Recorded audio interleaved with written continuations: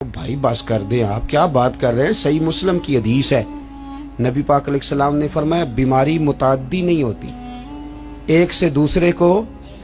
एक शख्स ने अर्ज किया था, या रसूलल्लाह ये मेरे ऊंट को खारिश पड़ गई है उस ऊंट की वजह से, उसको खारिश थी, ये उसके पास गया तो इसे भी पड़ गई।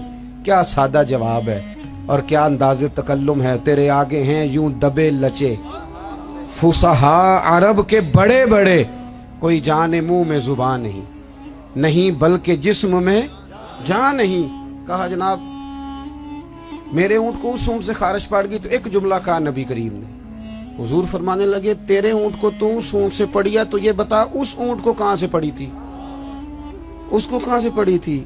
और इस करने लगी हुजूर वो तो कुदरती मामला है। फरमाया ये भी कुदरती मामला है। तो फरमाया वो भी कुदरती है। आला हजरत जल्दी नहीं मानते थे। आपके सारे साइंसदान कहते हैं जमीन घूमती है, और हमारे बच्चों का तो बेचारों का दिमाग घूमने लगा जब से ये पढ़ने लग गए। जमीन इतनी मोटी किताब लिखी आला हजरत ने, जमीन साकन है नहीं घूमती।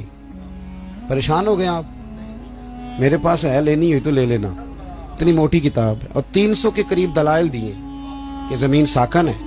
आला हजरत फरमाते हैं जब नबी पाक अलैहिस्सलाम ने फरमा दिया कि जब रब ने जमीन को पैदा किया तो कांपने लगी, तो रब करीम ने इसमें पहाड़ मीखे बना के किले बना के लगा दिए तो ये ठहर गई।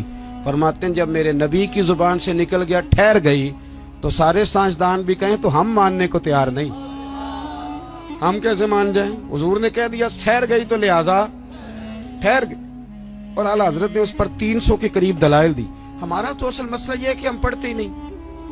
और फिर कुछ लोग बड़ी मोहब्बत से कहते हैं जो अब तो साइंस भी ये बात मान गई। तो मैंने कहा साइंस ना भी माने तो हमारी तो कोई मजबूरी नहीं, साइंस ना माने साइंस हमारी तो मजबूरी अल्लाह रसूल है, साइंस हमारी मजबूरी। समझ आ रही है बात की। इसी तरह आला हजरत के जमाने में ना किसी ने कहा था कि कशिश शकल है, जमीन चीजों को खींचती है। दलील क्या दी? कहने लगा जी वो सेब गिरता है तो जमीन पे, अमरूद गिरता है तो अनार गिरता है तो जमीन खींच लेती है। आला हज़रत फरमाने लगे कुछ सारे पागल तो नहीं ना सामने बैठे हुए कि साइंसदान जो कहेंगे हम मान जाएंगे। फरमाने लगे आधा किलो का सेब खींच लिया, अनार खींच लिया, अमरूद खींच लिया, गुब्बारे में 1.5 छिटांक हवा भर दो तो वो जमीन से खींचा नहीं जाता। ये अजीब फलसफा है तुम्हारा भाई कि जमीन अपनी तरफ। बायोलॉजी वाले थक गए कुल ये बयान कर करके, हैं जी। फिजिक्स वाले बेचारे थक गए रट्टे लगा के। तो आला हज़रत फरमाने लगे तुम्हारा किसी अक्लमंद से पाला नहीं ना पड़ा। ओ खुदा के बंदो, इतना मोटा अनार सेब अमरूद खींच लिया तो 1.5 छिटांक हवा थी गुब्बारे में, वो नहीं खींचा गया। तो हुजूर फिर आप बताएं मामला क्या है। तो आला हज़रत फरमाने लगे मामला यह है कि हर चीज अपनी असल की तरफ लौट जाती है। चूंकि अमरूद जमीन से पैदा होता है तो जमीन में आ जाता है, क्योंकि अनार जमीन से पैदा होता है तो जमीन में आ जाता है। फरमाने लगे हवा की असल ऊपर है, जब गुब्बारे में हवा पड़ते हैं तो हवा उसको ऊपर ले जाती है, और जब हवा निकल जाती है तो गुब्बारा नीचे आ जाता है। तो फरमाया कश से शक्ल नहीं, हर चीज अपनी असल की तरफ लौटती। इंसान कहाँ से पैदा हुआ? मिट्टी से। जाएगा कहाँ? क्योंकि इसकी असल मिट्टी है। मिट्टी दें ते मिट्टी रहना ही एवं कादी बल्ले बल्ले, आज मिट्टी दे उत्ते बंदिया ते कल मिट्टी दे थल्ले। तो भाई आला हजरत ने ना नजरियात का तहफ़्फ़ुज़ किया। तीसरी बात, आला हजरत फरमाते थे कि दीन में खुददारी इख्तियार करो, इज्जत नफ्स, दीन को फार सेल ना करो। आ गया मिलाद शरीफ, अब अल्लाह खैर करे तिलावतें बिकेंगी, माज़अल्लाह नातें बिकेंगी, तकरीरों के रेट तय होंगे, और लेने वाले इतने मुजरिम नहीं जितने देने वाले मुजरिम। नाराज हो गए हो जाओ, कोई बात नहीं, हो जाओ, पर नाराज हो के बाद आ जाना। क्यों रेट लगाते हो इन चीजों? आला हज़रत फरमाते हैं। और फिर मेरे स्टेज पे ना जो सबसे सुभान अल्लाह कहलवारा होता है ना, वो खुद कभी भी नहीं कहता, उन्हें दूजियां तो फर्ज की थी। और फिर कहते हैं जिसका ईमान पक्का है ना वो हाथ खड़े कर ले।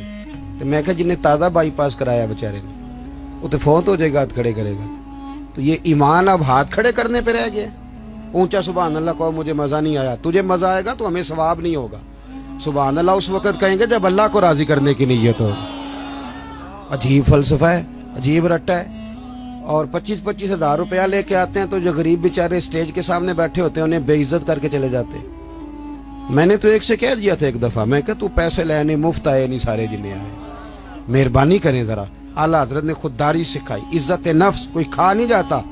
آپ اگر سر اٹھا کے جینا چاہتے ہیں تو پھر ہاتھ پھیلانا چھوڑ دیں. روزی رب قریب کے دست قدرت میں ہے, جب چاہتا ہے جتنی چاہتا ہے عطا فرماتا ہے. یہ کشکول اعلیٰ حضرت سنو, فاضل بریلوی کس کا نام ہے. اعلیٰ حضرت رحمت اللہ علیہ نا دکان پہ تیل لینے چلے گئے. میری طرح کا مولوی دکان پہ چلا جائے, دکاندار کہندے ہیں کہڑے پیسے دینے, بڑے ہسے ہو تسی ہے نا. تو پولیس والا چلا جائے تو پھر نہیں ٹینشن لگتی. بولیں چیئرمین صاحب چلے جائیں تو پھر نہیں لگتی. صرف مولوی کی بات پہ ہنستے ہو. وہ کہتے ہیں یہ مفت خور ہے, یہ کیسے دے گا. اعلیٰ حضرت چلے گئے دکان پہ تیل لینے. دکاندار سے کہا, اور یہ بھی دیکھو اتنے بڑے عالم اور تیل لینے خود چلے گئے. یہاں تو جس کے 4 شاگرد ہوں وہ تو اللہ خیر کرے پکڑا ہی نہیں دیتا. اعلیٰ حضرت چلے گئے تیل لینے دکان پہ. اسے کہا سرسوں کے تیل کی بھر دو بوتل. اس نے بھر دی. فرمایا کتنے پیسے. کہنے لگا جی ویسے تو 5 آنے کی ہے, آپ ہمارے عالم میں آپ 3 آنے دے دیں. اعلیٰ حضرت نے پورے 5 دیے. فرمایا میں احمد رضا ہوں, میں اپنا علم 2 آنے کا نہیں بیچا کرتا. کرو مدح اہل دول رضا, پڑے اس بلا میں میری بلا. میں گدا ہوں اپنے کریم کا, میرا دین پار آئے نہ نے. فرمایا رکھ تو, مجھے نہیں چاہیے. خودداری سکھائی. اعلیٰ حضرت نے تقوی سکھایا. کیونکہ میں نے کہا تھا باتیں زیادہ نہیں کرنی, سمیٹنے کی طرف آ رہا ہوں. ہمارے ہاں نا کارکن ہمیشہ غریب آدمی ہوتا ہے, لیکن مجبوری یہ ہے کہ غریب آدمی بیچارہ وہ سارا سال بھی مسجد دھوئے نا, اشتہار بھی لگائے, تو میلاد کے سٹیج پہ وہ نہیں بیٹھ سکتا. کیونکہ یہاں بھی بیٹھنے کے لیے 50,000 دینا پڑتا ہے. آپ تعاون کریں محفل میں سٹیج پہ آ جائیں. اگر اور قریب بیٹھنا تو پھر نوٹوں کی دتھی رکھ لیں ہاتھ میں. پھر نعت کا نام یاد کر لیتا ہے, کہتا ہے حاجی صاحب ہے شیر تو نظر دے. اور ساتھ یہ بھی کہتا ہے پکا عاشق رسول ہے, کیونکہ 50 دے لے کے آیا ہے, پکا ہے, ڈگری دے جاتا ہے. خدا کا خوف کرے. اور وہ جو غریب آدمی, اس کو سیاستدان تو ویسے نہیں سٹیج پہ بٹھاتے, تو اگر محفل میلاد پہ بھی نہیں بٹھایا جائے گا تو اس کو عزت کہاں ملے گی. اعلیٰ حضرت تو فرماتے ہیں ہم غریبوں کے آقا پہ بے حد درود, اور ہم فقیروں کی ثروت پہ لاکھوں سر.